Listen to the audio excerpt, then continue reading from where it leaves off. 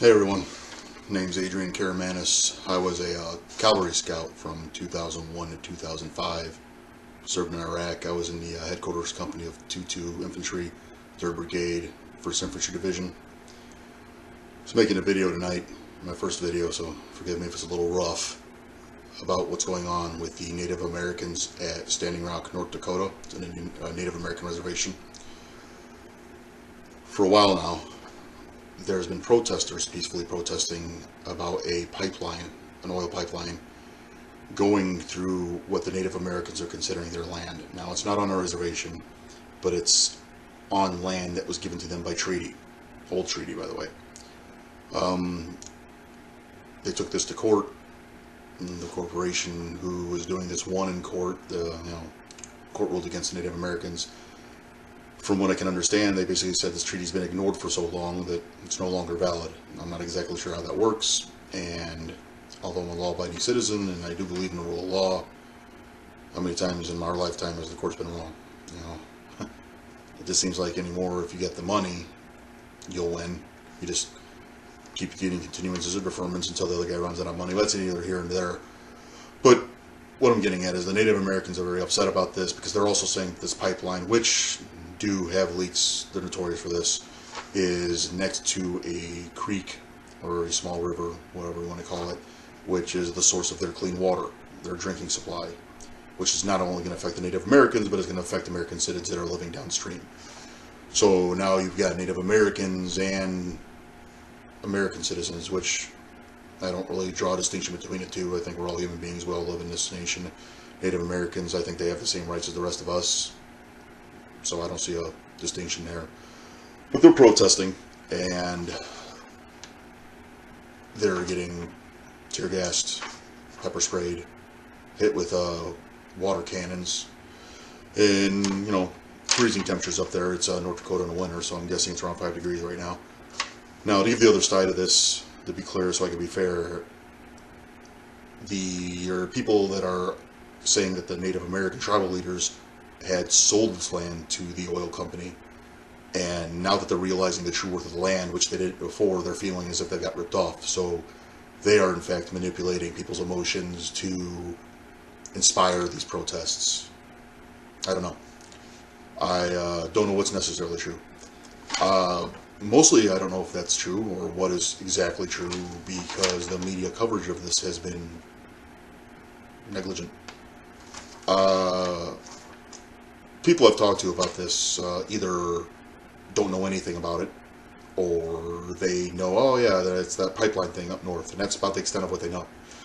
Now, you figure that thousands of people, and it's thousands of people protesting against a militarized police force, which, by the way, they have now taken officers from around the nation, including, and I live in Indianapolis, 36 police officers, I think it was, from Northwest Indiana. Which, how, why, who's paying for that? Is my tax money or your tax money paying for that in Indiana? And if they're not being paid by tax money, or is the business paying them? And if the business is paying them, are they truly still police officers? I don't know. I don't have the answers to that, but it makes me wonder. But it also makes me wonder why nobody is paying any attention to this. Well, now, veterans from around the nation are gathering up, and I think the last count was 2,000 veterans are now going to self-deploy to North Dakota and help protect the Native Americans from an overzealous police force. Now, this is all, I'm making sure everyone understands, if this is all true. There's no way to know what is true until we go down there, which I am going down there. Part of the reason I'm making this video is to hope maybe some other people go down there with me. Where was I? Talking about not knowing what's true, I want to say quickly, I'm tending to believe the Native Americans on this one more, simply because I am cynical, and the media has become increasingly slanted over the years, even in my lifetime. Liberal slant, conservative slant, doesn't really matter, but, at the end of the day, big business takes care of big business, and you got to sort of wonder why a story this huge would not be covered at all. It actually hasn't gotten much media coverage until the veterans started saying, hey, we're going down there. I hope that continues. I hope more coverage happens. So, when I see something not being covered, that's almost like a cover up by default. It's Not a lie, but it sort of is. It's a lie by omission. But the other reason I think maybe the Native Americans are in the right on this one is simply because I have a friend who's affiliated with several militia groups around the country, and he said that the militia groups had offered to come down to, or come up, depending where you're at, to North Dakota armed and to help protect the Native Americans. And the Native American tribal leaders told them, no, do not bring weapons, do not come here for that, because we want this to be peaceful. We don't want a bloodbath, we don't want a massacre, we don't want a war. We want this to be a peaceful protest. So I give him credit for that. You know, on a personal note, I served in Iraq, you know, and I was proud of my service in the military. I really was. And you can ask any of my buddies I was in the unit with, I necessarily didn't believe in the war in Iraq. You know, I'm not the smartest guy in the world. I admit that freely. But I can read a map, you know, and if everybody that attacked us on 9/11 was from every other Middle Eastern country except for Iraq, I never quite understood why we were going. And I'm not trying to start that debate here again. I'm just letting you know where I'm coming from. But I was proud of the fact that the men I served with were good guys, and we treated the civilian population there well. We treated contractors well. We helped protect their police stations. We never mishandled our detainees. You know, we treated them professionally whenever we had that chance. You know, as a scout platoon, we really weren't in charge of detainees all that often, but every once in a while, detail would come through where they'd send a few of us to another fob to wash detainees, and didn't mistreat them. You know, wasn't nice to them, just professional. You have to go to the bathroom, go to the bathroom. You want to eat? It's time to eat. That's it. No, none of that Abu Ghraib bullshit. But I was never really satisfied with my service, because I felt like, what did I do? And yeah, when we were there, we did the best we could with what we had to make a bad situation good and try to help those people. But look at the country now, it sort of fell apart. Iraq is not a great place.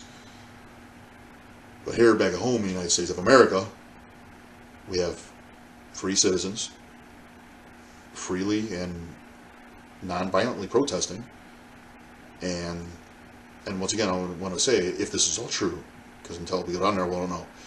But being tear gassed, there's video of that. There's video of them being hit with a water hose. There's now stories circulating that children have been injured from rubber bullets or some type of non-lethal explosive device. I don't know. It's still sketchy, the information. But that's in our own backyard. And it bothers me. It really does. And I really can't live with that.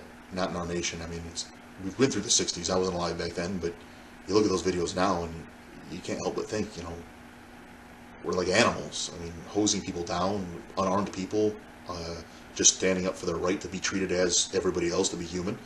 And here it seems to be happening again. So I'm hoping to go down there, and if I had anything that I wanted to get out of this, if I had a dream ending to this whole thing, is enough veterans and civilians, but mostly enough veterans, go down there, and with the proper amount of numbers, I think, and I hope, and this is a big hope, because, you know, I don't have a lot of faith in government sometimes, but you'd think that maybe somebody would open their eyes and be like, hey, this is going to turn into something really bad if we don't step in right now and stop this pipeline. And I'm not saying it because I'm against the corporation. I'm saying I'm doing it just for the sake of humanity, you know. I don't care how much money is at stake. I don't want to see people get hurt. And that goes for the police officers too. I don't want to see police officers get hurt, and I really don't want them to have to make that decision where, you know, do your duty and sweep these people out or face losing your job. I know what I'd do in that situation. I'd tell my boss to get fucked. I'm not gonna, you know, shoot rubber bullets at kids and women and children and all that shit, but, you know, that's just me. So I'm hoping that's what happens. I hope enough people go down there and this will all end non-violently. And that's really, you know, my biggest hope. You have to wonder, though, I mean, been disappointed in a lot of things about this whole thing. I mean, you wonder, you know, if President Obama, he's a liberal, I guess, you know, and you'd figure, you know, Native Americans fighting a big, bad, you know, evil corporation and, you know, trying to protect Mother Earth, save their clean water supply. Seems like something the liberals, you know, it's like their wet dream. This is like the cause that they've lived for their life, but I'm not really seeing it. I'm not really seeing the outrage here. Now, I will admit, I don't really watch a lot of news anymore because I got sick of paying my cable bill, so I just got the Fire Stick and the Netflix and the Hulu, so my kids can watch the cartoons and all that.